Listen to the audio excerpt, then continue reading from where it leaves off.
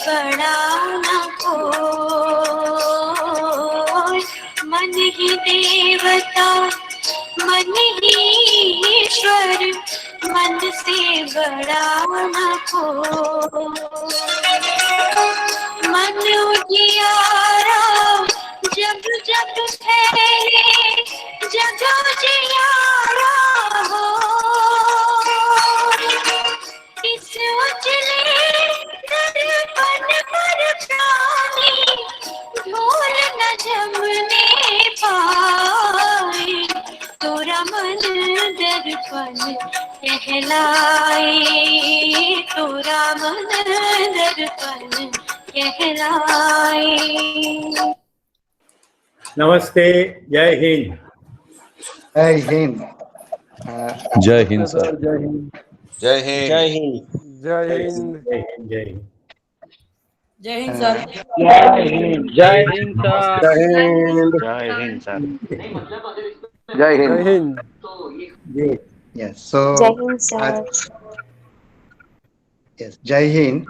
आज के youth forum में आप सभी का स्वागत है और हम सबकी ओर से हमारे जो वक्ता हैं सुरेश भाई पटेल, उनका हम स्वागत करते हैं और उनका मैं परिचय देने की कोशिश कर रहा हूं। बल्कि मैं कहूँगा कि आज के सेशन में ज़्यादातर लोग उनको जान के ही आए हैं, तो सुरेश भाई का परिचय जरूरी नहीं लगता है मुझे, लेकिन मैं उसको मेरा ऋण प्रदर्शन करने का एक अवसर मानता हूँ। सुरेश भाई का मुझ पे बहुत बड़ा ऋण है। करीब 2009 की बात है। मैं यहाँ गांधीनगर में पोस्टेड था और मैं गांधीनगर में काम कर रहा था। तब पहली बार सुरेश भाई के परिचय में आया और मेरे लिए वो ऐसा समय था जब जीवन में कोई उत्साह की कमी दिखाई दे रही थी। उस समय में परिचय में आया और उन्होंने मेरी हमेशा उनसे बात होती रहती थी और बहुत सारा उनसे सीखा। और उसी दौरान उन्होंने मुझे लैंडमार्क फोरम का परिचय करवाया। मैंने लैंडमार्क्स के प्रोग्राम किए। उसके बाद उन्होंने मुझे विपश्यना सजेस्ट किया, वो भी मैंने किया और आज भी कर रहा हूँ। लैंडमार्क के प्रोग्राम आज भी कर रहा हूँ। और उसके बाद जीवन विद्या परिचय शिविर उन्होंने करवाया और आज भी मैं जीवन विद्या की विविध एक्टिविटीज में भाग लेता रहा हूँ। तो जब मेरे जीवन में उत्साह की कमी थी और सुरेश भाई ने पर्सनल लेवल पे बहुत सारी चीजें मुझे सिखाई, साथ साथ ऐसी चीजें उन्होंने मुझे भेंट दी जो आज भी मुझे काम आ रही है। और उस दौरान ही मेरे जीवन में जो खुशी आई वो आज हमेशा मेरे साथ है। तो मैं इस तरह से सुरेश भाई का परिचय दे रहा हूँ। उन्होंने बहुत सारे कार्यक्रम किए हैं। गांधीनगर में एक मेडिकल कॉलेज की लड़की ने आत्महत्या की और उन्होंने गांधीनगर में युवाओं के लिए उत्सव करके प्रोग्राम किया। बहुत सालों तक उन्होंने वो चलाया और गांधीनगर में एक अच्छी लीडरशिप उन्होंने क्रिएट की। इसके अलावा उन्होंने युवा नेतृत्व प्रोग्राम्स किए जिसमें मैं कई बार वक्ता के रूप में गया और युवाओं ने बहुत सारे सवाल मुझे किए और वो सवाल एक किताब के रूप में भी मैं प्रकाशित कर पाया। तो उनके प्रोग्राम्स में भी मैं जब वक्ता के रूप में भी गया तो वहाँ ऐसा माहौल रहता था कि उस माहौल में मैं बहुत सारा सीख के आता था। तो सुरेश भाई मेरे लिए मतलब गुरु रहे हैं, आज भी गुरु हैं। आज भी मैं उनसे मार्गदर्शन लेता रहता हूँ और हमेशा मैं उनसे प्रेरित होता हूँ। मैं बहुत खुश हूँ। बहुत पहले मैं उनको इस प्रोग्राम में लाना चाहता था, लेकिन वो उनकी व्यस्तता की वजह से वो नहीं आ पाए और मैं उनको रिक्वेस्ट करता हूँ कि आने वाले बहुत सारे प्रोग्राम में वो आते रहें और हमें उनका लाभ मिलता रहे। उसके साथ मैं मेरा इंट्रोडक्शन मतलब सुरेश भाई का परिचय मेरी ओर से पूरा करता हूँ। बट हमारे एक साथी यूथ फोरम जिन्होंने शुरू किया है, ऐसे वंदन भाई ठक्कर भी उनके बारे में थोड़ी सी बात करना चाहते थे। तो वंदन भाई को अनम्यूट करिए और फिर हम सुरेश भाई को देते हैं। नमस्ते दोस्तों, शायद आज यहाँ पे टोटल 80 लोग मौजूद हैं और मुझसे ज्यादा खुश आज कोई होगा नहीं, क्योंकि ये पहली बार मेरे सामने ऐसा मंच है कि ये मंच पर जिन लोगों से मैं जीवन के बहुत अच्छे पाठ सीखा हूं वो दोनों गुरु आज एक साथ अवेलेबल हैं। 2009-10 तक तो मैं एक मशीन के जैसी जिंदगी जीता था, तो मेरी कुछ एक्सटर्नल क्वालिटीज है जैसे मैं टीचिंग का काम करता हूं, तो एक अच्छा टीचर कैसा होता है, एक अच्छे टीचर में एक लीडर का गुण होना चाहिए, कम्युनिकेशन, वो सब मेरी जो इनर पोटेंशियल थे वो सुरेश सर ने कई सारे प्रोजेक्ट के थ्रू मेरे बाहर निकाले हैं, और मेरे कई बहुत सारे स्टूडेंट को मैं ये लाभ दे पाया हूं। ऐसा बोल सकते हैं कि मेरे अंधियारे जीवन में दिया जलाने का काम सुरेश सर ने किया। और सुरेश सर के ही किसी प्रोग्राम में मैंने हसमुख सर का नाम सुना था, और 2017 को एक पेरेंटिंग फॉर पीस का इंट्रोडक्शन था और हसमुख सर आने वाले थे, तो ये नाम सुनकर ही मैं वहां पे चला गया। और पिछले 4 सालों से वो जो दिया मेरे अंदर सुरेश सर ने जलाया, उसमें वो तेल पुरने का काम है ना, वो हसमुख सर कर रहे हैं। तो दोनों गुरुओं को मैं वंदन करता हूं, और दोनों गुरुओं के प्रति मेरी कृतज्ञता व्यक्त करता हूं कि आज जो भी मेरी अंतर यात्रा है वो इन दोनों लोगों के प्रति आभारी है। Thank you very much Suresh sir and Hasmukh sir. और आधा मिनट और लूंगा। सुरेश सर जो हमारे साथ हैं प्रोफेशनली, वो एक कॉरपोरेट मैनेजमेंट ट्रेनर हैं, और कोई ऐसे ट्रेनिंग प्रोग्राम में ही मेरी उनसे मुलाकात हो गई थी। लेकिन जब पहले मिला तो मुझे लगा कि ये तो बहुत वो प्रोफेशनल या कमर्शियल व्यक्ति लगते हैं, लेकिन जैसे जैसे उनके नजदीक आने का मौका मिला तो जो नारियल होता है ना, वो बाहर से बहुत सख्त होता है और अंदर से काफी नर्म होता है। तो वैसे ही उनकी पर्सनालिटी का मुझे अनुभव हुआ। बाकी और सुरेश सर के बारे में मैं बताऊं, वो बहुत अच्छे माउंटेनियर हैं, नेचर लवर हैं। हमारे देश के जो सैनिक है, सैनिक वेलफेयर के काम से भी काफी जुड़े हुए हैं। उन्होंने बाहर कई सारे देशों में उनका एक्सपोजर है, और बहुत सारी सोशल एक्टिविटीज के साथ, रोटरी क्लब वगैरह, उनके साथ सुरेश सर जुड़े हुए हैं। तो मैं सुरेश सर को विनती करता हूं कि आज ये प्रोग्राम है 7C ऑफ सक्सेस, वो शुरू करें। और शुरुआत के जो दिन थे जब मैं सुरेश सर से मिला था, तो यही प्रोग्राम था 7C ऑफ सक्सेस, और बहुत बढ़िया प्रोग्राम है और हम सबको इनका लाभ मिलेगा। तो सुरेश सर प्लीज प्रोसीड। बहुत अच्छा, दोनों का खूब धन्यवाद, थैंक यू। आपका एक्नॉलेजमेंट और एप्रिसिएशन दोनों, शिक्षक को तो तृप्तिदायक रहता ही है, पर अभी सुनने वालों को भी ऐसा लगा होगा कि चलो सुनते हैं। जो पहले से जानते हैं वो तो बड़ी उत्सुकता से प्रोग्राम में पार्टिसिपेट करते ही है, जो नहीं जानते वो इतना इंट्रोडक्शन के बाद इतनी उत्सुकता तो रखते हैं। तो आज वर्ल्ड बुक डे है, और इंटरेस्टिंगली कॉलेज के दिनों से आज तक मैं जो कुछ भी पढ़ता रहा हूँ, उसमें से प्रमुख किताबों को भी आज मैं जिक्र करूंगा, और एक अद्भुत वर्क हुआ है उसके ऊपर हम पूरा काम करेंगे, 7C's ऑफ सक्सेस। आपके लिए 2 ऑप्शन रहेंगे, एक तो आप अपने स्क्रीन पर लगातार मुझे रखें, दूसरी पॉसिबिलिटी ये है मैं यहाँ से प्रेजेंटेशन शेयर करूंगा, आप दोनों समांतर भी देख सकोगे। प्रेजेंटेशन रखने का तात्पर्य केवल इतना ही है कि आपका फोकस अटेंशन उस पॉइंट पे बना रहे। इतने 1 साल से इतने वेबिनार हो रहे हैं कि कई लोग तो वेबिनार के माध्यम से ऊब गए हैं। छोटे छोटे मल्टीपल स्क्रीन देखना, और सामने बैठा व्यक्ति लगातार ये कहे कि ये करो वो करो, ये करो वो करो, ये मत करो, ये तो बिल्कुल मत करना। तो दोस्तों, मेरी ओर से कोई फाइनल सॉल्यूशन नहीं है, मेरी ओर से एक सक्सेसफुल शेयरिंग है। और इंसिडेंटली जो आज मैं सिखाने जा रहा हूँ उसको मैंने इम्प्लीमेंट करके देखा, तो इट वर्क वंडरफुली वेल। तो मेरी जिंदगी में उसने ये सिद्धांतों ने काम किया। तो मैं इस भाव के साथ ये प्रिंसिपल को शेयर करूंगा। किसी भी लर्निंग प्रोग्राम में सबसे बेहतर सीखने का तरीका ये है कि जब कोई भी कंसेप्ट पेश किए जाए तो केवल एक सवाल पूछे अपने आप को, what is in it for me, इसमें मेरे लिए क्या है। कोई भी शिक्षक, ट्रेनर सर्वांगी संपूर्ण नहीं होते, वो भी मानव होते हैं। केवल फर्क इतना पड़ता है कि इतने लोगों के साथ मुझे जिम्मेदारी के साथ पेश होना है। तो मैं पूरे का पूरा कंटेंट बहुत स्ट्रक्चर वे में सिस्टमेटिकली आपके सामने रखूंगा। तो पूरा कंटेंट रखना है और पूरा साइंटिफिक वर्क है, तो इनपुट तो बहुत होंगे। आपको केवल वो पकड़ लेना है कि मेरे लिए इसमें क्या है, तो जो आपके लिए है उसके ऊपर आप काम करोगे तो आपको रिजल्ट मिलेगा। तो इसके साथ हम प्रवेश करते हैं। मैं प्रेजेंटेशन रखूंगा।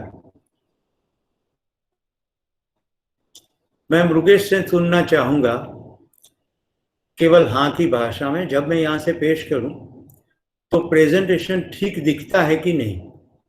कई बार टेक्निकलिटी के इश्यूज रहते हैं, तो मैं अभी आपको पावर पॉइंट प्रेजेंटेशन दिखाने जा रहा हूं।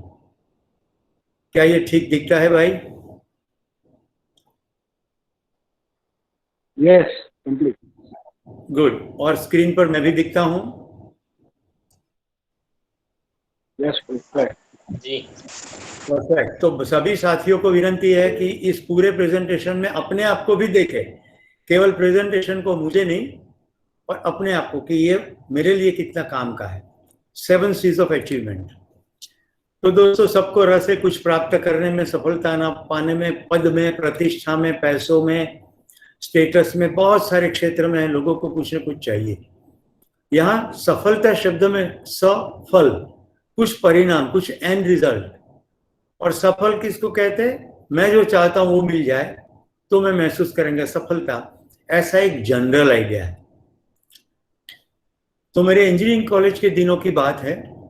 आज वेबिनार में अमेरिका से, अटलांटा से मेरे मित्र भी जुड़े हैं, दर्शन पटेल। हम लोग इस किताब को साथ साथ पढ़े, द लॉ ऑफ सक्सेस। आज भी कोई मुझे कहेंगे कि सक्सेस के ऊपर अच्छा लिटरेचर सजेस्ट कीजिए, तो ये सबसे पहले मैं ये सजेस्ट करूंगा नेपोलियन हिल की द लॉ ऑफ सक्सेस। सफलता के कुछ नियम, लॉ, रूल्स, रेगुलेशन। तो 16 लेसन्स उन्होंने दिखाए थे। मैं 95 में इस किताब के संपर्क में आया, दीपक चोपड़ा की the 7 spiritual laws of success. इन दिनों तो पूरी किताब ऑडियो बुक के फॉर्मेट में, पीडीएफ में, और दीपक जे के स्वयं के आवाज में भी उपलब्ध है। ये किताब ने मुझे नेपोलियन हिल के बाद काफी पढ़ी मैंने सक्सेस पर, लेकिन वो जितनी छुई थी इतनी ही किताब मुझे ये छुई। यहाँ एक एडिशनल डायमेंशन था, स्पिरिचुअलिटी। तो नेपोलियन हिल की किताब में जो एक्सटर्नल दृष्टि बिंदु था, यहाँ एक इंटरनल दृष्टि बिंदु भी आया। फिर गजब ना काम किया 2000 के आसपास की साल में स्टीफन जी ने मेरे पर। हालांकि किताब तो पहले आ गई थी, मैंने पहले पढ़ी भी थी, लेकिन 2000 में जब मैंने उत्साह नामक प्रवृत्ति गांधीनगर में शुरू की, understand thy self and help, youth को ध्यान में रखते हुए। आज कुछ एक यूथ आज भी इस प्रोग्राम में जुड़े हैं, इनका भी स्वागत है और मुझे खुशी है। तो ये 7 हैबिट्स ऐसी कौन सी हैबिट्स है जिनसे लोग इफेक्टिव हो जाते हैं? यहाँ जब इफेक्टिव शब्द बोले तो इफेक्ट प्रोड्यूस करना, यानी डिजायर्ड एंड रिजल्ट प्रोड्यूस करना। तो जैसे 7 स्पिरिचुअल लॉज से, वैसे यहाँ 7 हैबिट्स की बात थी। तो दोस्तों, जैसे मैंने आपको कहा कि इंजीनियरिंग के दिनों में मैं 78 से 82 के बीच में इंजीनियरिंग पढ़ा हूँ। तो 95 में इस स्पिरिचुअल लॉज ऑफ सक्सेस, रफली 2000 में इसके ऊपर मैंने काम शुरू किया, अपने पर काम शुरू किया, और फिर आज तक इसके मैं प्रोग्राम्स करता रहा। कॉर्पोरेट में ये 3-3 दिन के प्रोग्राम्स होते हैं। यूथ के लिए 1 डे प्रोग्राम करता रहा हूं मैं। फिर अमेरिका में जिनके बहुत नाम है, जैसे एंथनी रॉबिन्स, टॉनी रॉबिन्स कहते हैं, ब्रियान ट्रेसी, तो उनकी भी ये किताब ने मुझे छुआ, क्योंकि उसमें बहुत सारी चीजें बहुत सारी जगह से ली हुई थी, और इन्होंने इसको एडवेंचर कहा। तो मुझे सबसे इंटरेस्टिंग चीज ये लगा कि डेली जिंदगी एक नए फलक पे खुलती है, और हम पुरानी आदतों को, पुराने पास्ट को पकड़ के इस जिंदगी को डील करने की कोशिश करते हैं। तो जिंदगी एडवेंचर नहीं बनती, उत्सव नहीं बनती, बल्कि मोनोटोनी बन जाती है। अल्टीमेटली मेरे हाथ में ये किताब आई, जहां मेरी लगभग सक्सेस की यात्रा पूरी हो गई, ऐसा मैं मानता हूं, जहां तक लिटरेचर का सवाल है। तो देखिए, ये किताब का नाम है द आर्ट ऑफ अचीवमेंट। तो आज बुक डे के दिन में मैं रेकमेंड करूंगा कि इतनी किताबों में से गुजरिए आप भी, आपको कैसा लगता है। तो मिस्टर टॉम मॉरिस ने इसके ऊपर काम किया, और सक्सेस लिटरेचर का स्टडी करके, सक्सेसफुल लोगों का स्टडी करके उन्होंने 7 सी ढूंढ निकाली। ये है 7 सी जिसके ऊपर आज हम काम करेंगे। तो पहले एक फ्लो देख लीजिए। इंसिडेंटली सभी सी सेट है, मैंने इसका हिंदीकरण भी कर दिया और मैंने बना लिया सब अ। तो जब पूरा हिंदी में प्रोग्राम करना होता है तो मैं केवल हिंदी का प्रयोग अ करता हूँ, और आज इस प्रोग्राम को हम सी से देखेंगे। तो सबसे पहले है कंसेप्शन। दोस्तों ये स्लाइड प्रेजेंट में पूरी कर लूं, उसके बाद कोई छोड़ना भी चाहे, जाना भी चाहे तो जा सकते हैं। हाँ, एक बार ये फ्लो समझ में आ जाना चाहिए। तो सक्सेस की जर्नी शुरू होती है कुछ एक आइडिया से, एक सामान्य आइडिया, और उस आइडिया के बाद ये आइडिया को मैं एग्जीक्यूट कर पाऊंगा ऐसा कॉन्फिडेंस।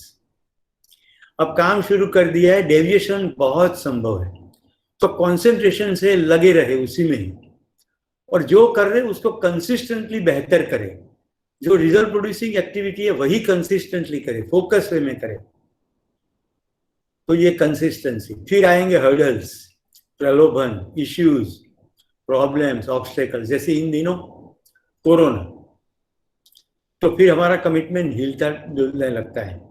तो कमिटमेंट, एक निष्ठा कि मैंने जो आइडिया कंसीव किया है उसको मैं फ्रूट तक ले जाऊंगा।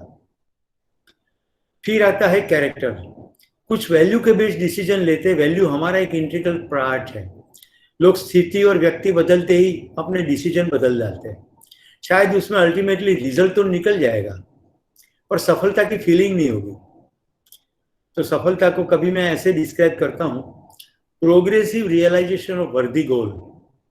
मेरे एक मित्र हैं बंबई में, कार्तिक भाई व्यास, वैसे तो योग के टीचर है। मेरी उनसे भेंट हुई तो मुझे ये व्याख्या उनकी बहुत अच्छी लगी, प्रोग्रेसिव रियलाइजेशन ऑफ वर्दी गोल। तो रिजल्ट मिल जाए लेकिन वो वर्दी ना हो। तो कॉर्पोरेट में पैसा कमाने का रिजल्ट ले आते हैं, फिर ulcerative colitis, acidity, insomnia, heart attack, ये सब साथ में ले आते हैं। फिर कहते हैं जिंदगी जीने का मजा नहीं है। तो वो कैसा फल? तो इसमें character play a very vital role, and ultimately finally capacity to enjoy. Success की पूरी जर्नी क्या हम जॉयफुली करते हैं? तो ये 7 C's है मेरे हिंदी भाषी दोस्तों के लिए। अगर इसका हिंदी करना चाहे तो कंसेप्शन यानी एक अनन्य विचार, कॉमन विचार नहीं, अनन्य, सामान्य जीनेरिक विचार नहीं, वेरी स्पेसिफिक। फिर इसको इम्प्लीमेंट कर सकूंगा, अमल में रख सकूंगा, ऐसा आत्मविश्वास, और इसी पर लगा रहना एकाग्रता से। अपनी मोनोटोनी को लगे कि पसंद नहीं है फिर भी पकड़ के रखना, कंसिस्टेंसी, एकविकता, और रिजल्ट प्रोड्यूस करने के साथ साथ जो काम करे उस प्रक्रिया के साथ साथ लोगों के साथ साथ एक कमिटमेंट, निष्ठा, और व्यक्तिगत तरीके से अपना एक अक्षुण्ण चारित्र्य जो कि वैल्यू के साथ जुड़ा है, एंड फाइनली आनंद करने की क्षमता। तो ये 7 है 7 C's। अब हम जर्नी शुरू करते हैं। सबसे पहला है कंसेप्शन। दोस्तों यहाँ मैं प्रेजेंटेशन 1 मिनट के लिए रोकता हूँ और मैं आपसे थोड़ी बात करता हूँ। सबसे पहली बात, अभी तक मैंने जो भी प्रेजेंटेशन किया, मेरी भाषा आपको ठीक समझ में आती हो तो अपने हाथ ऐसे कान के पास ऊपर करिए।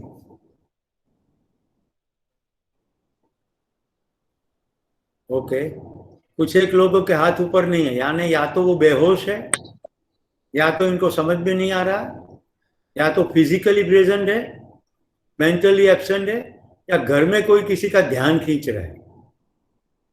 ओके, नंबर 2, अभी तक जो ओवरव्यू लगा उससे कितनों को लगता है कि यार इसमें और ज्यादा समझना है?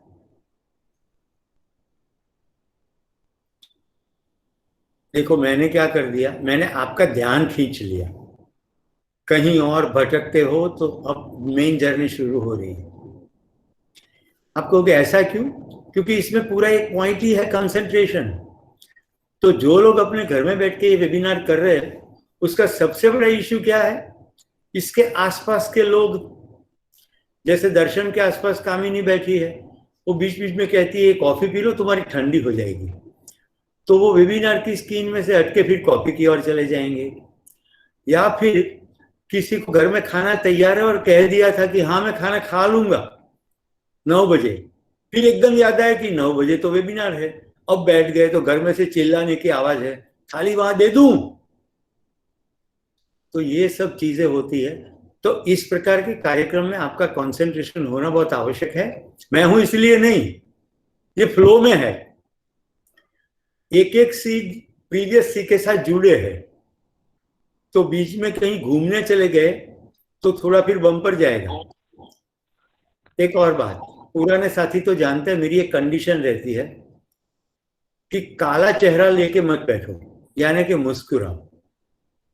राइट, एक तो इन दोनों लॉकडाउन में लोग दाढ़ी बढ़ाने का शुरू कर देते हैं। राइट, मुझे आज तक नहीं मालूम पड़ा कि मैंने भी क्यों बढ़ाई थी पहले लॉकडाउन में। तो फिर अंदर से जवाब आया कि बढ़ती का नाम दाढ़ी, चलती का नाम गाड़ी। मेरे एक मित्र को मैंने पूछा कि मेरी दाढ़ी बढ़ने लगी और मुझे लगा कि अब शेविंग करने की जरूरत नहीं है, तो क्या यही वजह है? बोले देखो अपने अंदर कितना आलस्य है, डेली दाढ़ी करने में पहले भी आलस आती थी कि नहीं? मैंने कहा अभी भी आती है। तो बोले चलो एडमिट कर लो, सच्चाई ये है।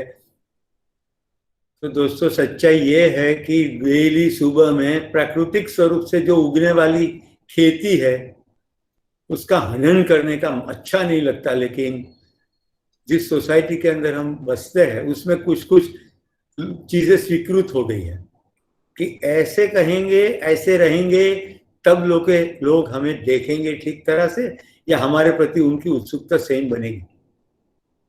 हालांकि हमारे जैसे शिक्षकों के लिए ये बात सही नहीं है, लेकिन बहुत सारे प्रोफेशनल के लिए ये सही है कि वो ठीक ठाक शेविंग करने जाएंगे तब लोग इसको स्वीकारेंगे, नहीं तो कहेंगे आवा हूँ दाढ़ा वधेरा लोगों साथे बात करिए। जैसे दाढ़ी के अंदर स्किल ना हो या दाढ़ी रखने से स्किल चली जाती हो। तो दोस्तों मेरे इतनी थोड़ी फनी बात करके मैंने आपका ध्यान आकर्षित किया है, तो शुरू करते हैं फिर से। कंसेप्शन यानी एक आइडिया, कंसीव। तो सभी 12वीं कक्षा तो पढ़ चुके हैं और आप सब ने ये शब्द भी सुना है। उसके अंदर कंसेप्शन के लिए ये है कि भाई किसी महिला ने कंसीव किया, गर्भाधान हुआ, तो एक विचार का भी गर्भाधान होता है। अब देखिए कंसेप्शन की definition, it's all about clear idea, वेग नहीं। मुझे क्या चाहिए, मेरे अंदर उसका कोई स्पष्ट चित्र है, जिसको लक्ष्य भी कह सकते हैं। जिसको हम क्लियरली इमेजिन ना कर सके वो क्लियर आइडिया नहीं है। जो वो वेग हो सकता है लेकिन क्लियर नहीं है। तो सिंपल बताऊं, मैं आपको कहूंगा आपका आइडिया क्या है, तो आपके मन में चित्र दिखना चाहिए। इसलिए इसको अनन्य विचार कहा, खिचड़ी विचार नहीं कहा। तो मुझे क्या चाहिए, ऐसा आंतरिक चित्र। कहीं भविष्य में पहुंचना चाहते हैं तो वो भविष्य का चित्र, जैसे कोई इनोवेशन में काम कर रहा है तो उसको प्रोडक्ट कैसी चाहिए उसके बारे में स्पष्ट ख्याल।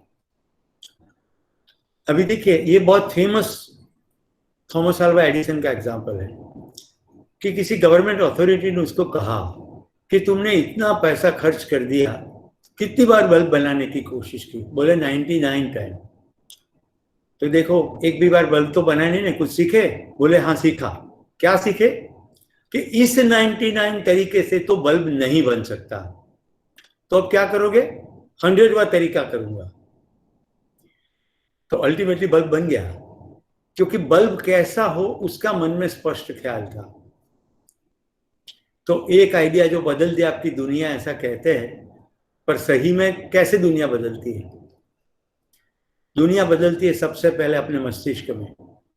एक बहुत खूबसूरत प्रिंसिपल है जिसमें ऐसा कहते हैं कि चीजें 2 बार घटती है, एक बार पहले मस्तिष्क में, उसके बाद बाहर।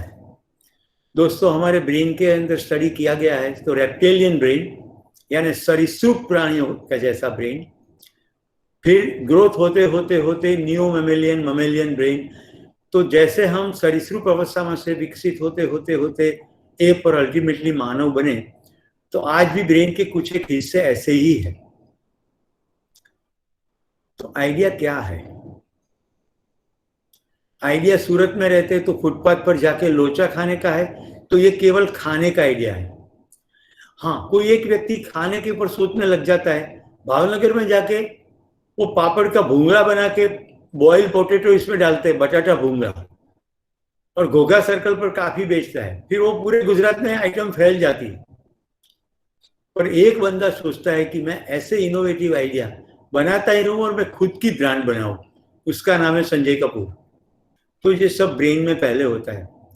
दोस्तों, जितना आइडिया का क्लैरिटी होता है उतना रिजल्ट आता है। इस चित्र को दिखा के मैं आपको सक्सेस का पहला प्रिंसिपल ये समझाना चाहता हूँ। PPT is not visible. Hello, PPT is not visible. अगर पीपीटी विजिबल नहीं है तो आप अपना ब्राउजर रिफ्रेश कीजिए। No, sir. Someone has been shared their presentation, so that your will be closed. Okay, So please. मैं मेहरबानी करके कोई लोग अपनी फोन की स्क्रीन पर प्रेजेंटेशन का बटन ना दबाए।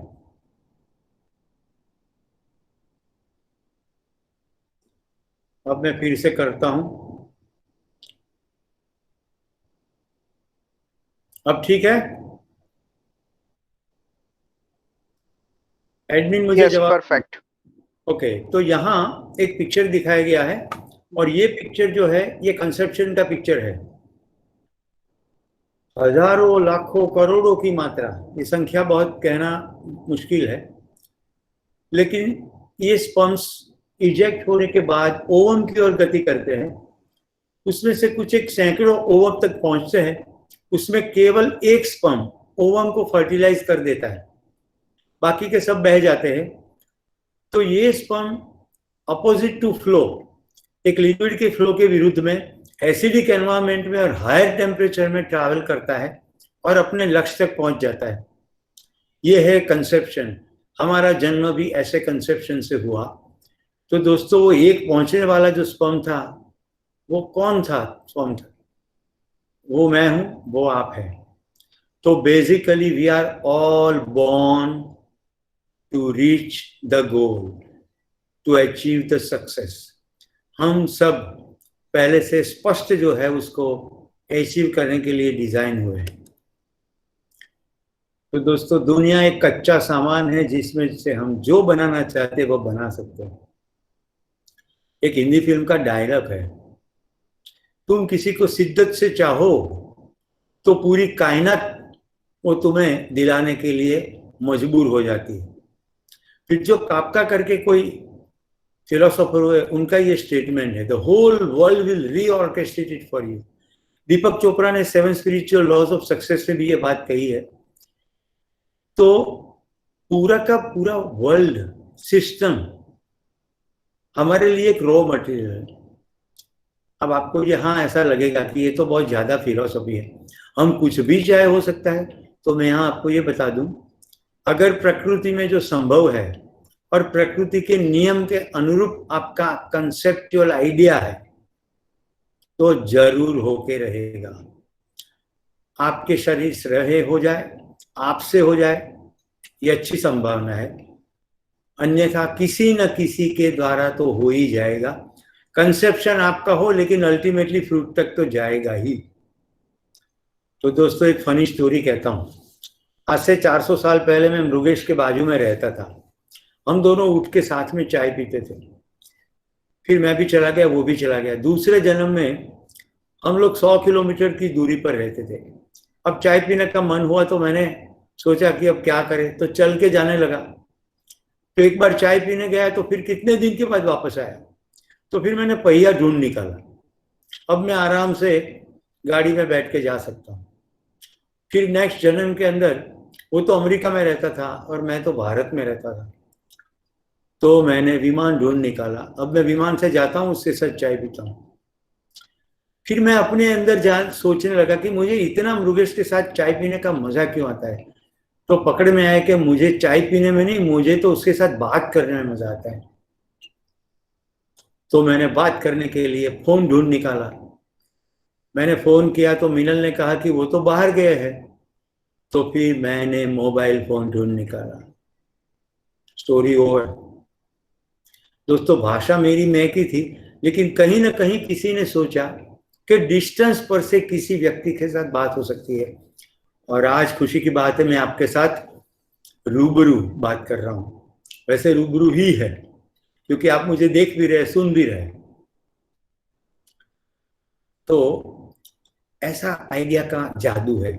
तो फिर से बता दूं, आइडिया जेन्युइन हो, कुछ वैल्यू बेस हो, सबका इसमें कल्याण हो, प्रकृति की पूरी सिस्टम को डैमेज करने वाला ना हो,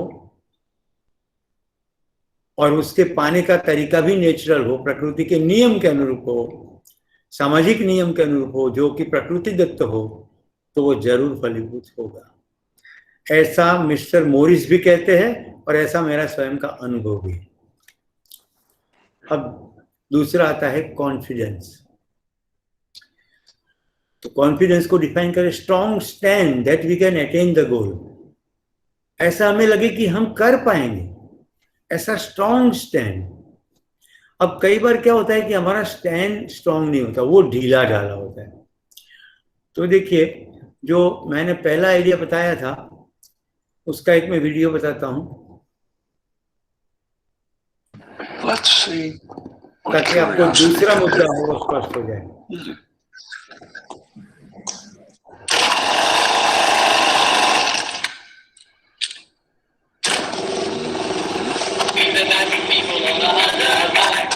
ये वैसे होंडा की एडवर्टाइजमेंट है।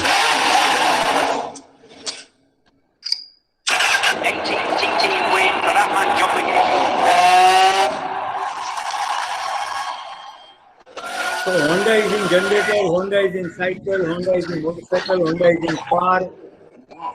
Every time they conceive an idea,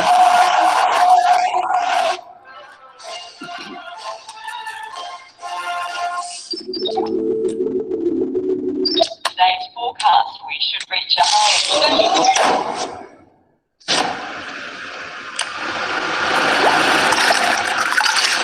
तो हाइड्रोजन कार के एग्जॉस्ट में से पानी निकलेगा।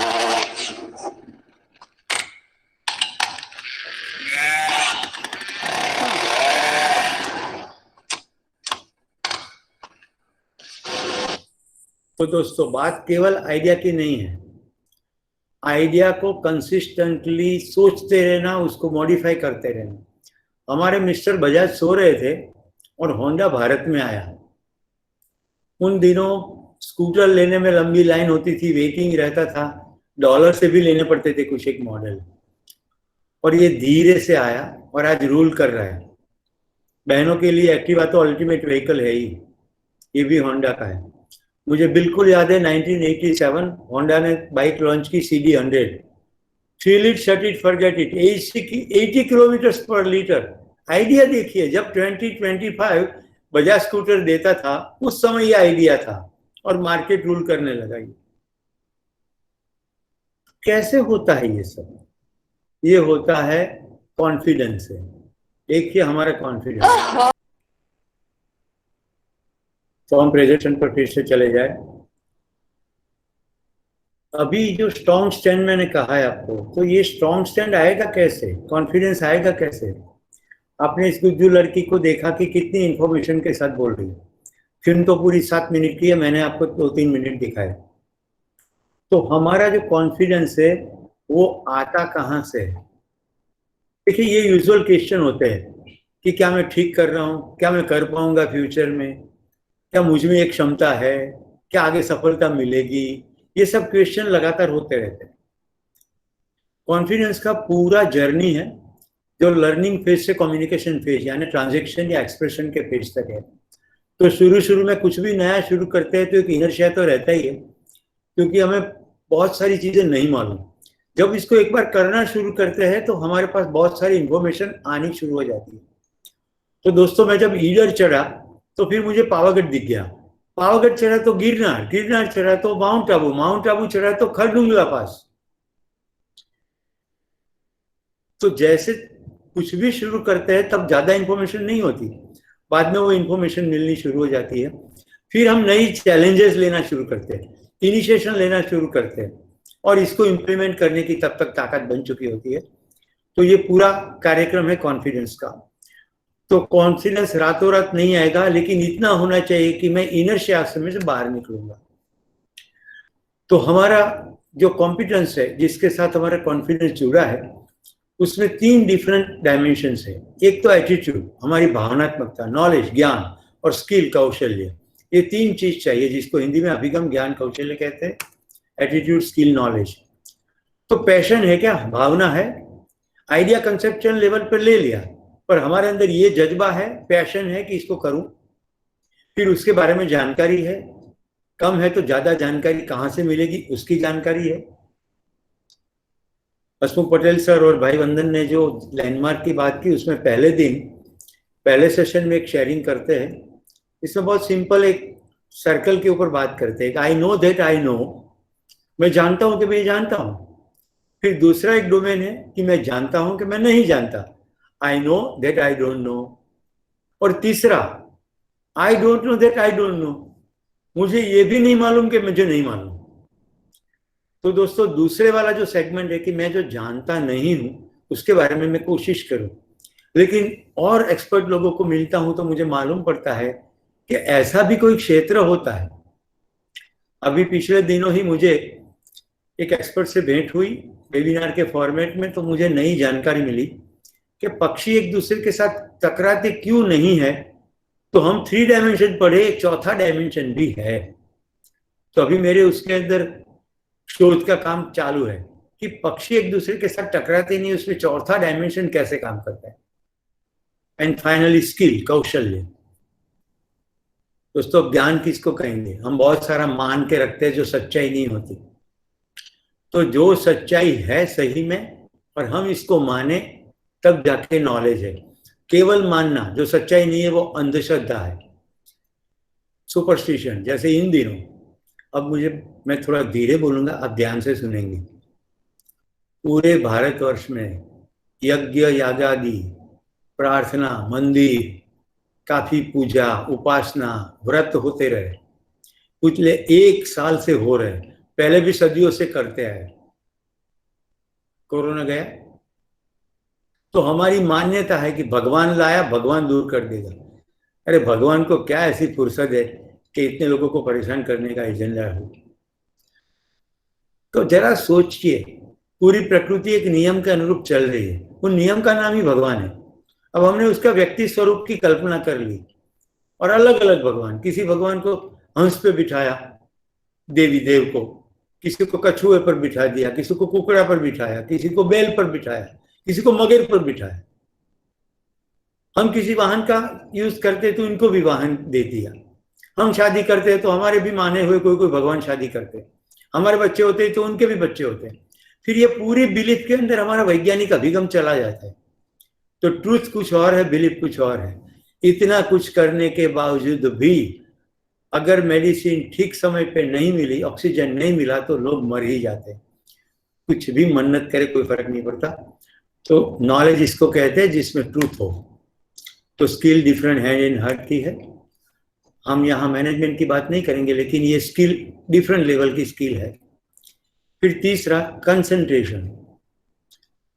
देखिए, पहले 2 स्टेप के अंदर हमने देखा कंसेप्शन एंड कॉन्फिडेंस, कुछ एक नया आइडिया और एक कॉन्फिडेंस कि मैं इसको एग्जीक्यूट कर पाऊंगा।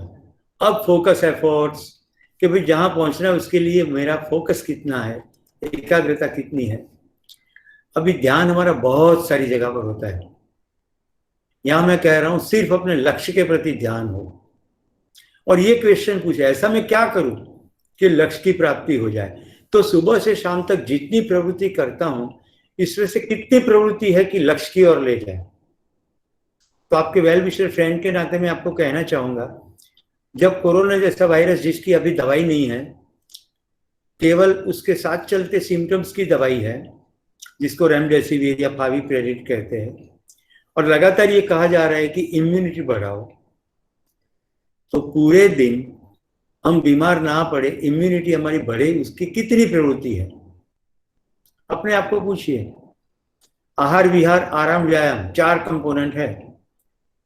हमारे बीच में डॉक्टर हीरल भी मौजूद है, तो ऐसे और भी डॉक्टर्स हैं मौजूद। तो आहार क्या खा रहे हैं, विहार लाइफस्टाइल क्या है, आराम कितना करते हैं, राइट, और व्यायाम, एक्सरसाइजेस, जिससे फेफड़े और मजबूत हो। तो लक्ष्य की प्राप्ति हो जाए इतनी प्रवृत्ति, ऐसी प्रवृत्ति कितनी, और लक्ष्य से डेविएट हो जाए ये कितनी, ये डिस्टिंक्शन करना पड़ेगा। चौथा कंपोनेंट है कंसिस्टेंसी। दोस्तों, मैं वाडीलाल आइसक्रीम अहमदाबाद में खाऊं, राजकोट में खाऊं, बड़ौदा में खाऊं, सूरत खाऊं, मैंने काजू द्राक्ष टाइप मांगा है तो सभी जगह का सेम टेस्ट आएगा, तब जाके वाडीलाल आइसक्रीम चलेगी। तो स्टबर्न एफर्ट्स चाहिए इन परस्यूइंग अवर विजन। केवल ब्रेड के बीच में सब्जी डालने वाला कार्यक्रम भी करे तो मैकडोनाल्ड की 58,000 ब्रांचेस यानी फ्रेंचाइजी है पूरे वर्ल्ड में। है क्या? रोटी के बीच में सब्जी, दोनों ब्रेड ही तो है, रोटी तो है, हमारे से थोड़ी डिफरेंट काइंड की सब्जी है।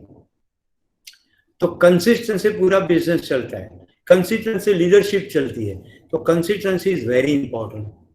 तो अपने आप को पूछिए, क्या मैं जैसा बोलता हूँ वैसा करता हूँ? तो मेरे विचारों में, मेरी भावनाओं में, मेरे कार्यों में कंसिस्टेंसी है। मेरे रिस्पॉन्स, प्रतिभाव, मेरे सभी कार्य जो मैं मानता हूँ, समझता हूँ, उसमें से आ रहा है।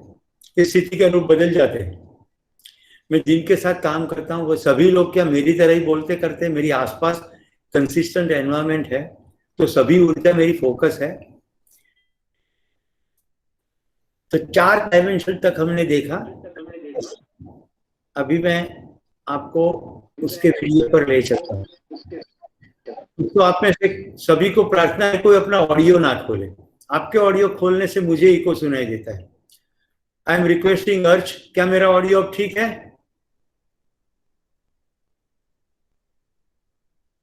Yes sir. ओके, अर्च आपको बिल्कुल अलर्ट रहना है, मैं आपको कभी भी पूछूंगा।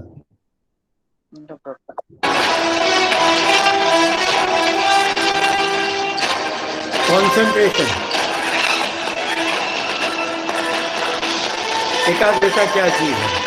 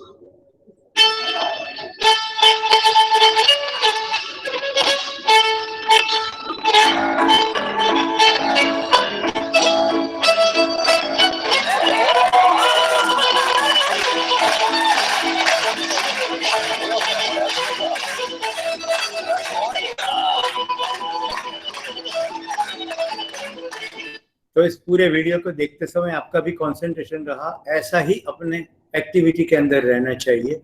अब कंसिस्टेंसी देखिए, हमारे एक स्ट्रीट वेंडर भी कितना कंसिस्टेंटली कितनी बड़े साइज की रोटी बना सकता है। ये बिल्कुल देहाती व्यक्ति है,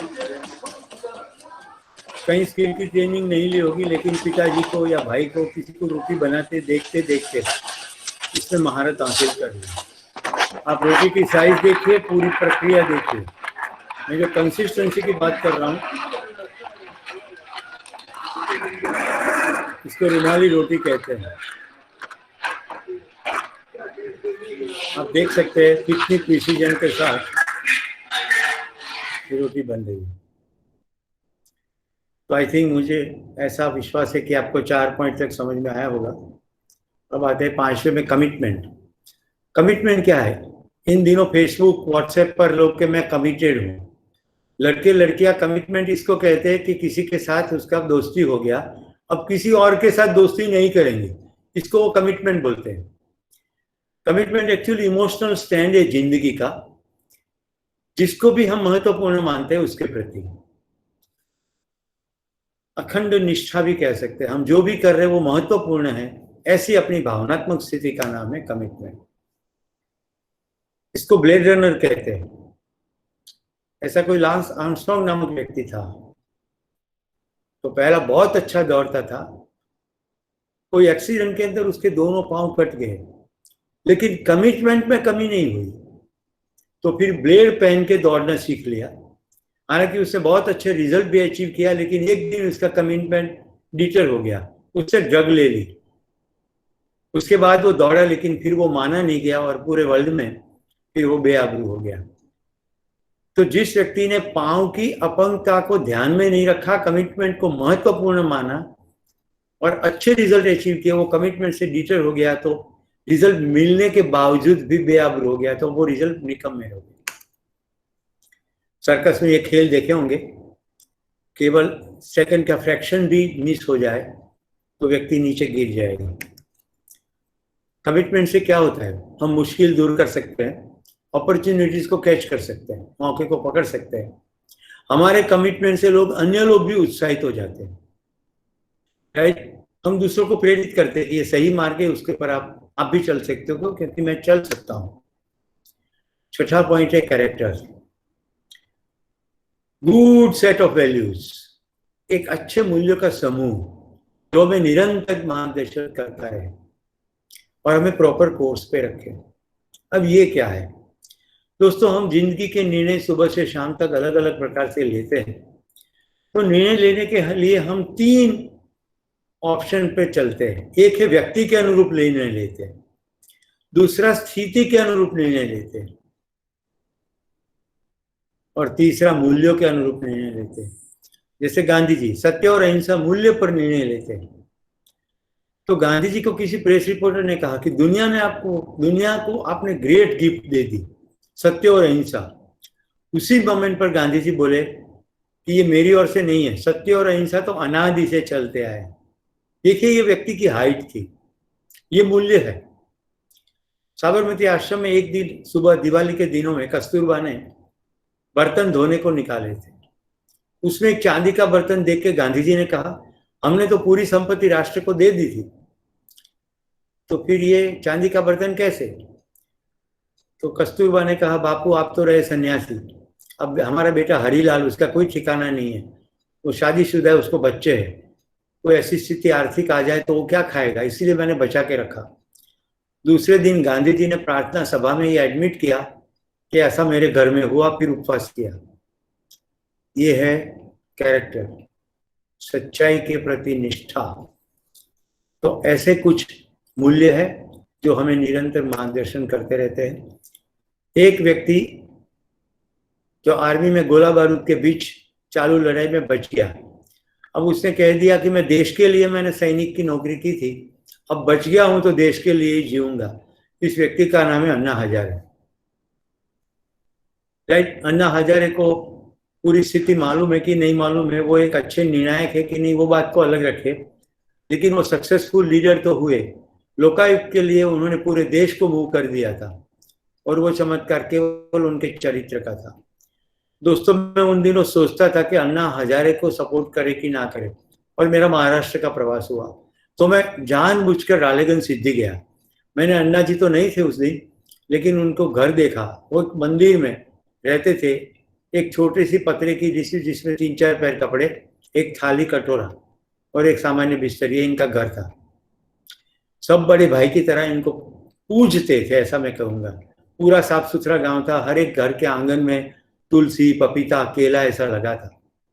मैंने उस कुएं में से पानी पिया जिस कुएं को अन्ना जी ने लोगों के सहयोग से बनाया था। जहाँ दारू की भट्टियां हुआ करती थी वो पूरा क्षेत्र हरा भरा बन गया था, क्योंकि उनके चारित्र से। दोस्तों, final and the last point, capacity to enjoy. 6 point पहुंचते तक हम बिल्कुल रिजल्ट के करीब है, रिजल्ट मिलेगा ही। उस समय क्या हम एंजॉय कर सकते हैं? क्या हमारी इतनी कैपेसिटी बचती है? कई बार लोग सब कुछ पा लेने के बाद स्वभाव से या स्टेटस से ऐसे विचित्र हो जाते हैं कि लोगों के साथ बात भी नहीं करते, मिलते नहीं, ऐसे अपनी खुद की खुशी खो डालते हैं। तो आनंद करने की क्षमता, ये भी हमारे 3 चीजों से जुड़ी है, एटीट्यूड, नॉलेज एंड स्किल। तो जो भी कार्य हम कर रहे हैं उसी कार्य को खुश होकर करते हैं। तो दोस्तों, मैंने पूरा का पूरा कार्यक्रम अपनी प्रसन्नता की अभिव्यक्ति के हिसाब से किया। अब पूरा फ्लो एक बार फिर से देख लें। पहला, क्लियर कंसेप्शन, हम चाहते क्या है, what we want, a goal. एक स्ट्रॉन्ग कॉन्फिडेंस कि हाँ, आई कैन अटेन द गोल।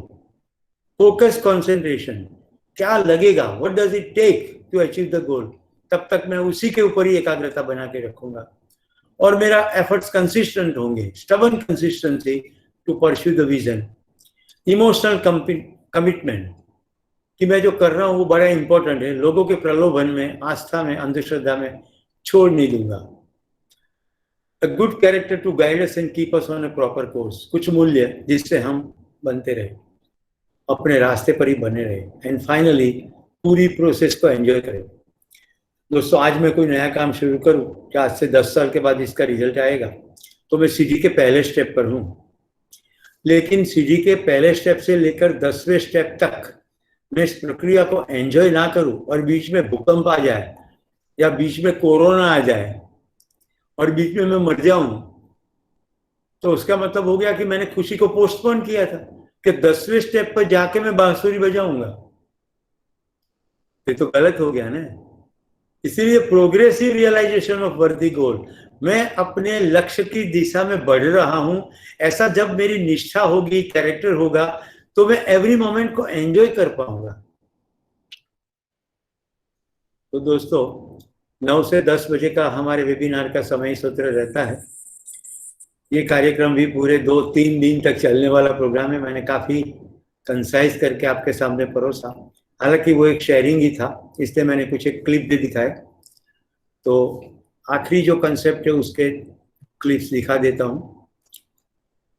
डब्बा वाला, जो कि बंबई में बड़े फेमस लोग हैं, वो घर घर टिफिन पहुंचाते हैं। उनको सूचना मिली कि बहुत सारे बच्चे भूखे मर जाते हैं और बहुत सारे टिफिन में खाना बच जाता है, या कई लोग टिफिन खाते नहीं है। इस प्रॉब्लम को कैसे सॉल्व करें?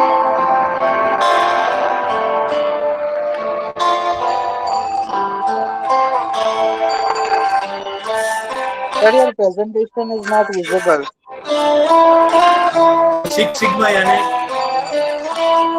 1 मिलियन में एक ही मिस्टेक हो, यानी 1 मिलियन डिब्बा डिलीवर करें तो शायद एक ही डब्बा मिस जगह पहुंचे। 16 टन।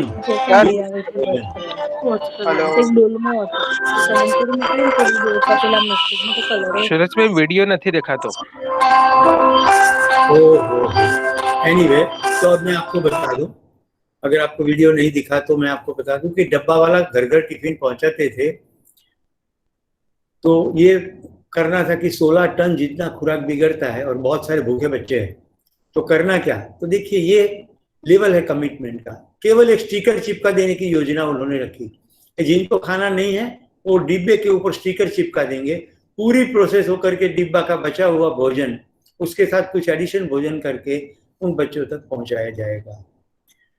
तो ये होता है कमिटमेंट। अब मैं फिर से कोशिश करता हूं कि आपको नेक्स्ट वीडियो दिखाऊं, नेक्स्ट पॉइंट का।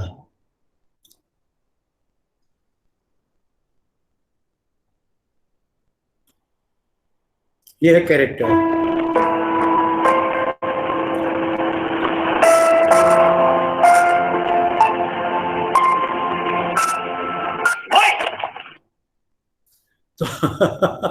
तो जो बदल जाए वो कैरेक्टर नहीं, and finally capacity to enjoy.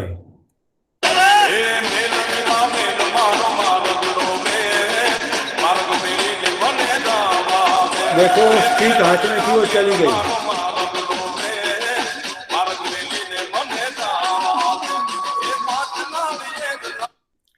तो शरीर की बीमार स्थिति में भी नाच सकते हैं क्या? तो दोस्तों, मुझे आत्मसाधा करने से डर लगता है, लेकिन मैं बता दूं, अभी पिछले 20 दिन में कोरोना में रहा हूं और अभी मैं नॉर्मल सी में लौटा हूं। अभी नॉर्मल खुराक भी है, पर अभी भी वीकनेस और कोई अनजान तरीके की बेचैनी। मैंने बहुत डॉक्टर दोस्तों के साथ बात की तो उन्होंने कहा हाँ ये सभी में है, कॉमन है। पर फिर भी बड़ी प्रसन्नता से पिछले 1 सप्ताह से वेबिनार भी चल रहे हैं, मेरा लिखने का कार्यक्रम भी चल रहा है, स्टडी का कार्यक्रम भी चल रहा है, मैं अपनी लाइब्रेरी को ऑर्गेनाइज भी कर रहा हूँ। ये सब संभव है क्योंकि मॉरिस जैसे वैज्ञानिकों ने काफी काम करके हमें स्ट्रक्चर दिखा दिया। तो जब डेविएशन आता है तो प्रिंसिपल याद आता है, उसमें घंटी बजती है। टॉम मॉरिस कहता है कंसिस्टेंसी कंसिस्टेंसी, राइट? डेविएट हो जाता हूं तो आता है कॉन्सेंट्रेट कॉन्सेंट्रेट। और जब बेचैनी लगती है तो मैं पूछता हूं क्या कैपेसिटी टू एंजॉय तेरी मर गई? तो अंदर से जवाब आता है नहीं, अभी भी मैं एंजॉय तो कर ही सकता हूं। तो दोस्तों, आपने मुझे बड़े ध्यान से सुना। यहाँ पर मेरा वेबिनार समाप्त होता है, बराबर शार्प 10 भी बजे है। धन्यवाद, नमस्कार, जय हिंद। आगे के लिए हसमुख सर अथवा वंदन भाई को रिक्वेस्ट करता हूँ। सुरेश भाई, आप सवाल लेना चाहेंगे और दोस्तों को? हाँ, मैं उपलब्ध हूँ। हालांकि ये कंसेप्ट ऐसा था कि मैंने 15 मिनट का क्वेश्चन पहले सोचा था, फिर छोड़ दिया कि सवाल को रखने के लिए क्वेश्चन रखूंगा तो टॉपिक पूरा नहीं होगा, इसीलिए पूरा कर दिया। लेकिन सवाल ले सकते हैं जब तक आप पूछेंगे मैं हूँ। यस, सो जो छोड़ना चाहे वो छोड़ सकते हैं वेबिनार को, और पूछना चाहे सिंपल है, अपना राइट हैंड रेज कीजिए, मैं आपके नाम को पुकारूंगा, फिर आप अपने ऑडियो को म्यूट है खुद ही अनम्यूट करेंगे, एडमिन कुछ नहीं करेगा, आपको अनम्यूट करना है और फिर प्रश्न पूछ के इमीडिएटली फिर से म्यूट कर देना है।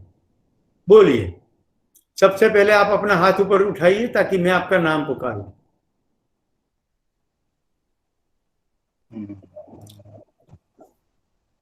अरविंद गुप्ता जी। इन सातों चीजों को पूरी लाइफ में कैसे कंटिन्यूअसली फॉलो करें, ये आपसे सीखना है। बहुत बढ़िया, मैं सिंपल इक्वेशन दिखा देता हूँ। सप्ताह के 7 बार, सोम मंगल बुध गुरु शुक्र शनि रवि। सिंपल हो गया। कल सोम है ऐसा मान के चलो, तो कल पूरे दिन सोचो कि कितने आइडिया आते हैं।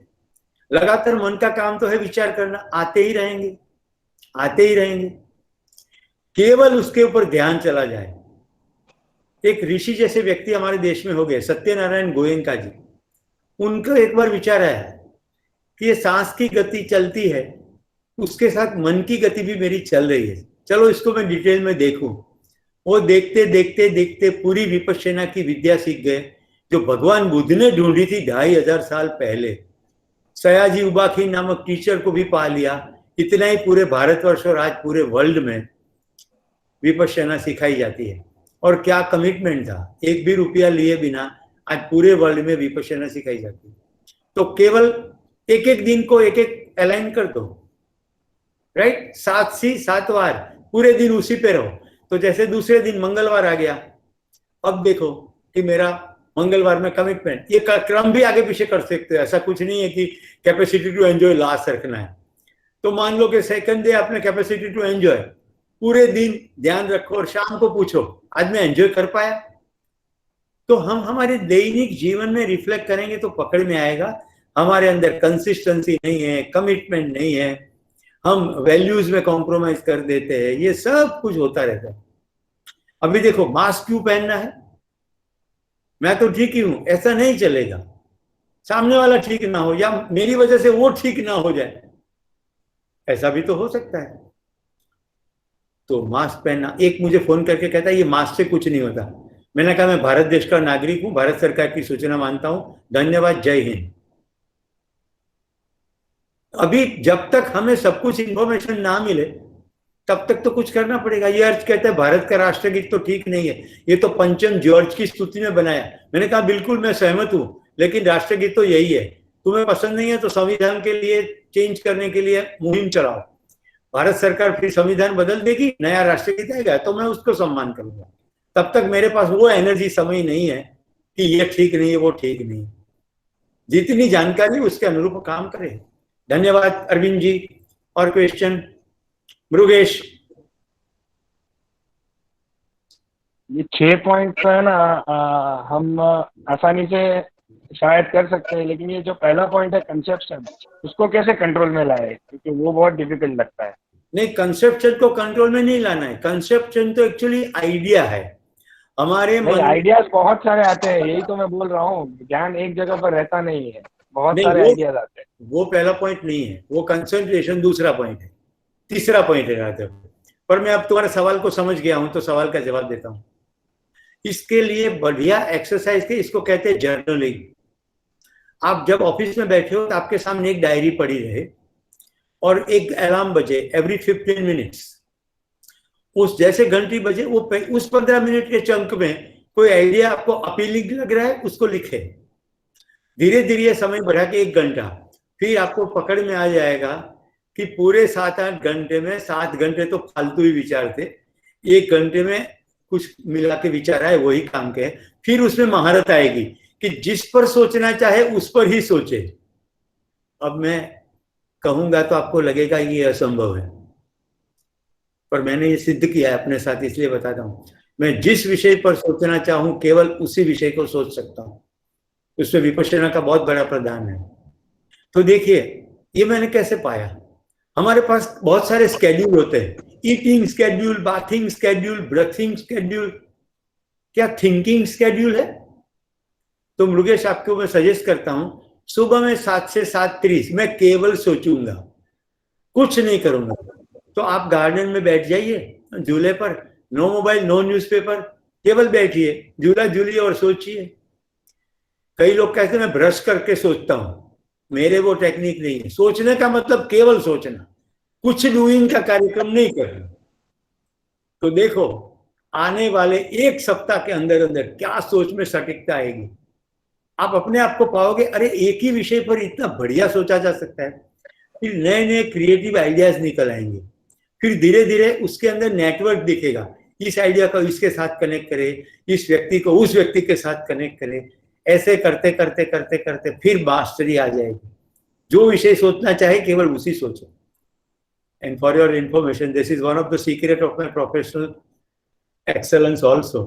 क्योंकि इतने कॉर्पोरेट में काम करना है, इतने विविध विषय पर काम करना है, तो जो विषय पकड़े उस विषय पर बहुत फोकस करके सोचना ही पड़ेगा। Thank you. नेक्स्ट, हाथ ऊपर करो।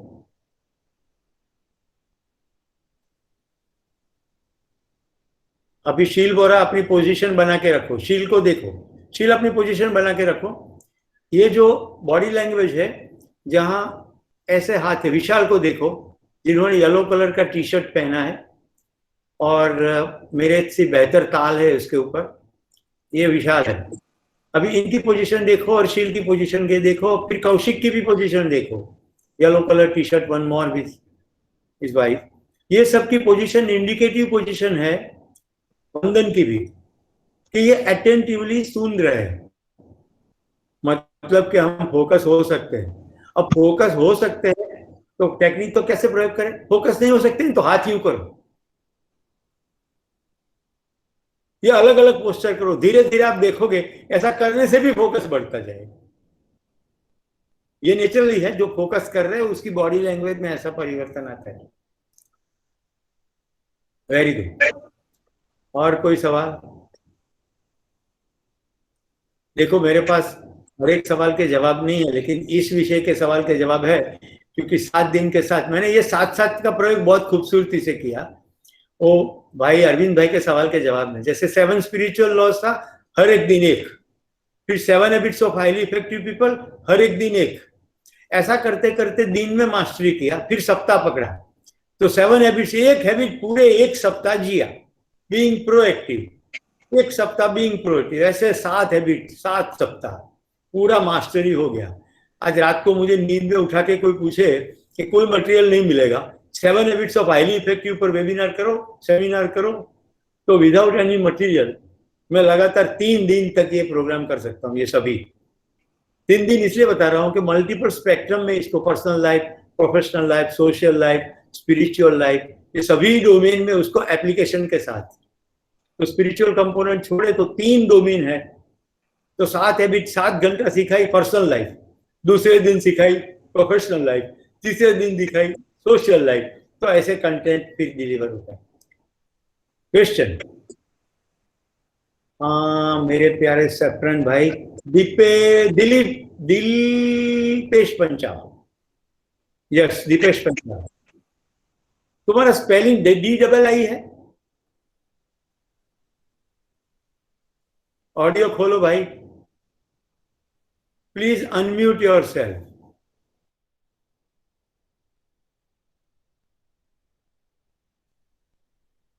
दिलीप अपने ऑडियो को खोल के प्रश्न पूछ सकते हो।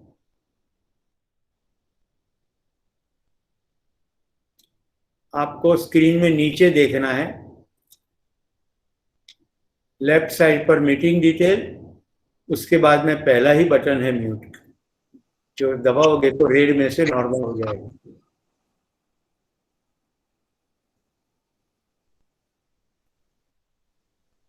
एनीवे, दीपेश को नहीं आ रहा है। और किसी को सवाल?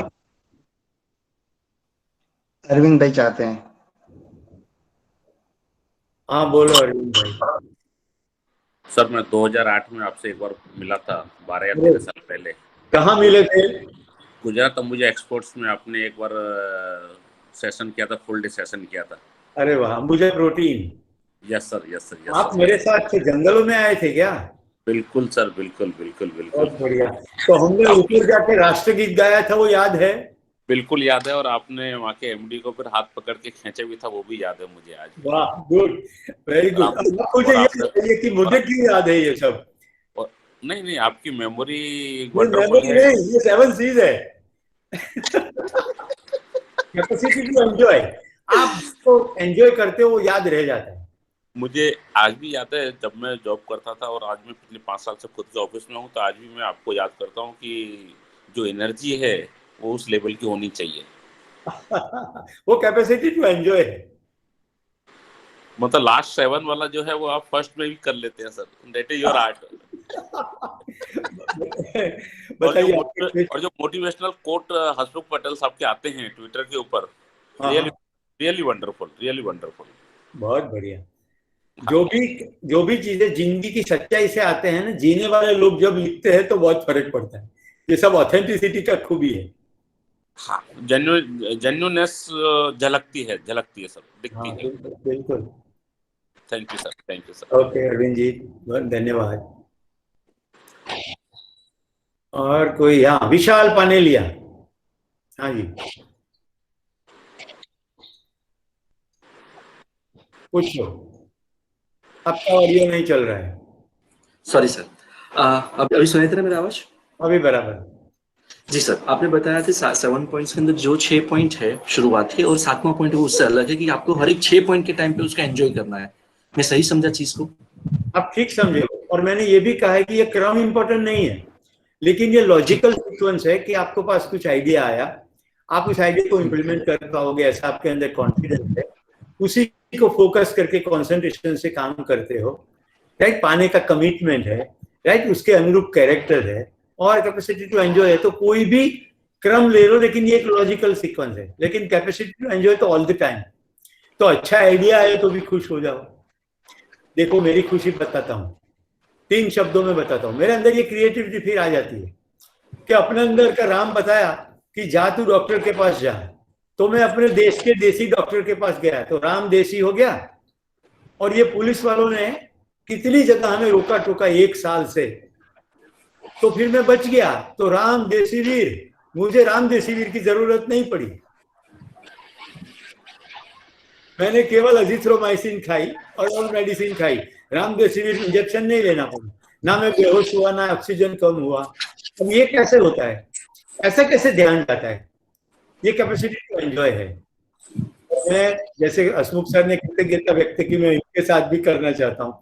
डेली हसमुख भाई के मैसेज आए, डेली आए, और उन दिनों में ये मैसेज बड़ा सुकून प्रदान करने वाला था। उन्होंने मेरे और अंतस्थल को टच किया, ऐसे मैसेज भेजे, तो वो सभी मैंने सुरक्षित रख लिए। मुझे लगा कि फ्यूचर में भी कभी इसको सुनूंगा तो मुझे इतना अच्छा लगेगा। और हसमुख सर, आपसे मैं ये सीखा कि मुझे ट्रीट करने वाले डॉक्टर को भी कोरोना हो गया, तो वही काम अब मैं कर रहा हूँ।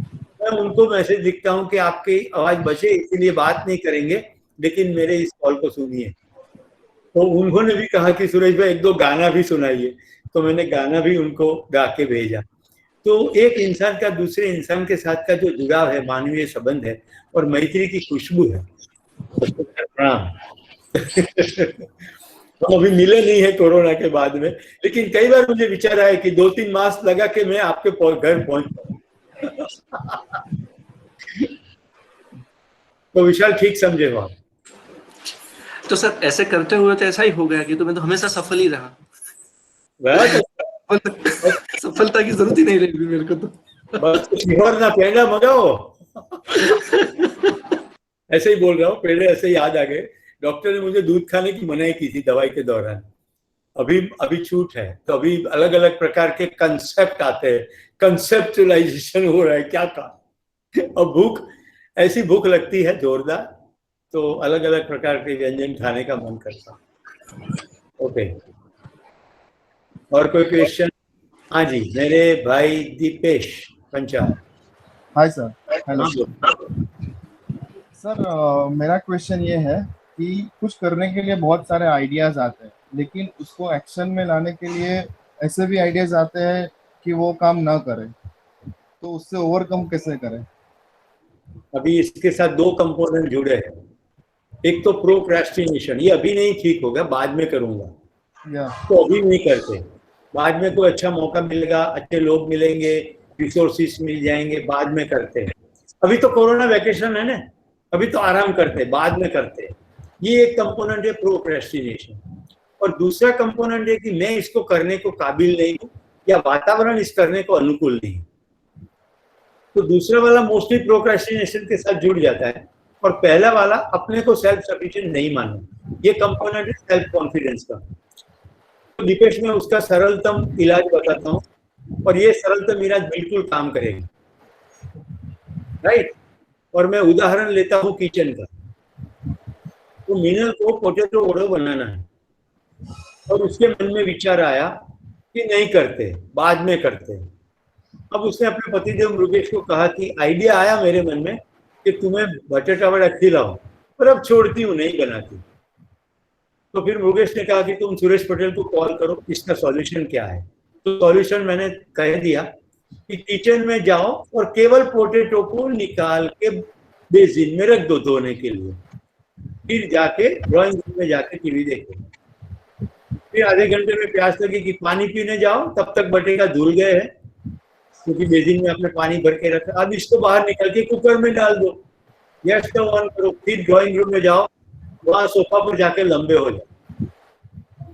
ऐसा करते करते टुकड़े टुकड़े में बड़े काम को डिस्ट्रीब्यूट कर दो। अभी कुल मिला के 40 मिनट लगने हैं, तो 10-10 मिनट के 4 चंक करके उसमें 20-20 मिनट और। अगर आपको ऐसी लग्जरी है, जैसे आपको 11 बजे विचार आया और शाम को पोटैटो वड़ो खिलाना है, तो 6-7 घंटे है, आप टुकड़े में कर दो ना काम, तो पूरा का पूरा काम हो जाएगा। मैं बताता हूँ, मुझे कुछ एक फॉर्म्स भरने हैं, तो मैं क्या करता हूँ, स्टेप नंबर 1, जो फॉर्म भरने उसको डाउनलोड करके रख दिया।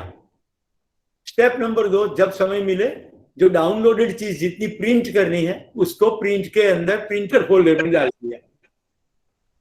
फिर प्रिंट आउट निकाल के एक फोल्डर और पेन, उसके ऊपर स्टिकर लगाया, fill up the form and submit.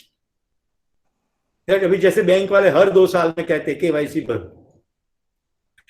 तो अभी इसको भरना है।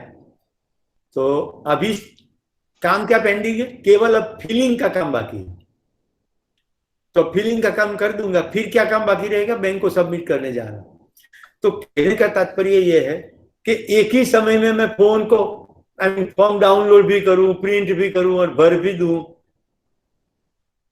ये अगर भारी लग रहा है तो मुझे भी लगता है, अभी इन दिनों क्या है, कोरोना के दिनों मैंने कैपेसिटी को एंजॉय के अनुरूप बहुत कुछ अच्छा पढ़ा, बहुत कुछ अच्छा सुना, विपश्यना की और ये सब करता रहा। अभी इससे अच्छा आदत बना 20 साल, आज 20 दिन, यार ये तो जोरदार है। अभी सौराष्ट्र की रसदार पढ़ डालते हैं, ये लोग लॉकडाउन करेंगे और अपने को बाहर तो जाना ही नहीं है, तो अब कुछ पढ़ते हैं। तो ये तो बाद में करेंगे, अभी कहाँ देना है। तो ये स्टेप्स में फॉलो कर दिए। Are you with me? तो हमारे अंदर ऐसा आना सहज है, we are all human. Delhi हमारी सबसे बड़ी प्रॉब्लम क्या है, हम आदर्शवाद में जीते। ऐसा नहीं होना चाहिए, इसलिए मैंने स्पष्ट कर दिया कि मेरे साथ भी ऐसा होता है, ऐसा सबके साथ होता है। कभी इंसान है, प्रायोरिटी बदलती है, कुछ और इम्पोर्टेंट लगने लगता है, तो वो चीज हमें नहीं अच्छी लगती, उस समय स्वीकार है, whatever you resist will persist. Right. और सर ये स्पिरिचुअलिटी और सक्सेस, उन दोनों में क्या संबंध है? यानी स्पिरिचुअलिटी से कैसे सक्सेसफुल हो सकते हैं? अभी हंसमुख है, लेकिन फिर भी मेरे को मजाक सूझती है, सर मुझे माफ कर देना। स्पिरिचुअल, ये स्पिरिचुअल नहीं है। मैं जो स्पिरिचुअलिटी की बात करता हूँ वो स्पिरिट विद इन, उसमें देवी देवता भगवान नहीं है। उसका हिंदी शब्द है अध्यात्म, जिसका अधिष्ठान आत्मा है, जिसका अधिष्ठान यानी देश मैं हूं, उस क्षेत्र का नाम है स्पिरिचुअलिटी। तो देखो दीपेश, मैं कुछ एक पॉइंट बोलता हूँ, उसमें आपको पूरी स्पिरिचुअलिटी का दायरा दिख जाएगा। मैं क्या हूँ, मैं कैसे सोचता हूँ, मेरी सोच में कितना राग, कितना द्वेष, मेरी सोच से मैं कितना सुखी होता हूँ, कितना दुखी होता हूँ, मेरी सोच से मैं कितने लोगों के साथ जुड़ता हूँ, कितने लोगों के साथ कनेक्ट करता हूँ, कितने लोगों के साथ के दुख दर्द मुझे टच करते हैं, कितने लोगों की जिंदगी में फर्क करने का मेरे मन के अंदर विचार आता है और उस विचार पर मैं काम करता हूँ अथवा नहीं करता हूँ। मुझे क्या पसंद, मुझे क्या नहीं पसंद, मुझे कहाँ गुस्सा आता है, मुझे कहाँ अच्छा लगता है, कहाँ अच्छा नहीं लगता, मैं किन किन लोगों के साथ मैत्री भाव महसूस करता हूँ, किन लोगों के साथ मुझे द्वेष होता है। ये पूरा सोचने का नाम स्पिरिचुअलिटी है। जब व्यक्ति ऐसा सोचना शुरू करता है तो सभी कचरा धीरे धीरे निकलना शुरू हो जाता है, केवल अच्छाई बचती है, क्योंकि वही हमारी बेसिक डिजाइन है। जब बच्चे होकर के पैदा होते हैं तब हम क्लीन स्लेट होते हैं, ऐसे फिर से क्लीन होने की संभावना है। तो I recommend you, spiritual experience करना है तो विपश्यना में जाइए 10 दिन, जीवन विद्या का शिविर करिए 8 दिन, तो आपको पकड़ में आएगा कि हम स्वयं के ऊपर फोकस करें तो क्या संभव होता है। विपश्यना में तो कोई कुछ काम करना ही नहीं होता है, केवल स्वयं के साथ रहना है। हल्की हल्की सांस को देखने की इनिशियली सूचना होती है, फिर आगे अंतर यात्रा शुरू हो जाती है, और वो कोई किसी के साथ शेयर नहीं करता, मौन रहता है। केवल व्यक्ति स्वयं के साथ रह करके स्वयं को संपूर्ण समझने लगता है, इसी का नाम स्पिरिचुअलिटी। फिर जितने भी अभी प्रक्रिया है, पूजा पाठ दर्शन ध्यान, वो स्पिरिचुअलिटी की ओर ले जाने वाले रास्ते हो सकते हैं, और रास्ते भटका भी सकते हैं ना, क्योंकि वो रास्ते लक्ष्य नहीं है। ठीक है, ओके सर, थैंक यू, धन्यवाद। शील मुस्कुराओ। 20 साल के बाद मेरी जिंदगी में शील नामक पात्र फिर से आया है। शील मेरी एक प्रिय विद्यार्थिनी थी। मैं उन दिनों कंपनी सेक्रेटरी होने वाले बच्चों को सिखा रहा था और शील आई थी। आज शील बोरा नाम कोई पार्टिसिपेंट आई है तो मुझे वो शील याद आ गई। शील इन दिनों कनाडा में सेटल है, तो बहुत समय से संपर्क नहीं है, कभी कभी व्हाट्सएप आ जाते हैं। हाँ, कोई सवाल? अर्श, मेरा ऑडियो ठीक है? हेलो। Yes, perfect. ओके। तो मेरे ख्याल से अब कोई सवाल नहीं है और काफी लोग निकल चुके हैं। यस, एक है मेरे ख्याल से, कोई किसी का है, अभी देख लीजिए आप। 42 लोग अभी भी है सर, 42। हेलो। यस, राधे का सवाल है शायद। बोलो। हाँ सर, मतलब मैंने अपना गोल सेट कर दिया, उसके लिए बेसिक काम भी कर लिए, लेकिन कभी कभी मतलब कि टाइम पीरियड को उसके साथ कैसे मैच करें कि अब जैसे टारगेट था, बीच में कोरोना आ गया, लेकिन जैसे आगे मेरा एम सेट है, उसके लिए मैंने सब काम भी किया है, क्या क्या चाहिए कैसे करना है, लेकिन टाइम पीरियड कभी मतलब आइडिया नहीं आता है कि इस टाइम पे ये चाहिए, इस टाइम पे इतना होना चाहिए, इस टाइम पे मेरा मतलब यहाँ पे पहुंचना चाहिए, कभी कंफ्यूजन होता है सर। राधे, आपका सवाल मुझे समझ में आ गया। सबसे पहले तो गोल को चेक करना होगा। आपका गोल स्मार्टर क्राइटेरिया में है तो गोल है, नहीं तो केवल इच्छा है। स्मार्टर क्राइटेरिया ऐसा है, स्पेसिफिक, मेजरेबल, अचीवेबल, अपने जीवन मूल्यों के अनुरूप रेलेवेंट, जिसका कोई डेडलाइन और time bound, exciting and recorded. इतने क्राइटेरिया में से गुजरे हुए को गोल कहते हैं, बाकी इच्छा है। अगर इतना हो गया है तो अब आपके पास एक बड़ा साइक्लिकल इफेक्ट है, संडे, राइट। आज पूरे वर्ल्ड में साइक्लिकल इफेक्ट सभी जगह पे है। लगभग सभी सांप्रदायिक धर्मों में, मीटिंगों में, क्लबों में, व्यवसायों में साइकिल है।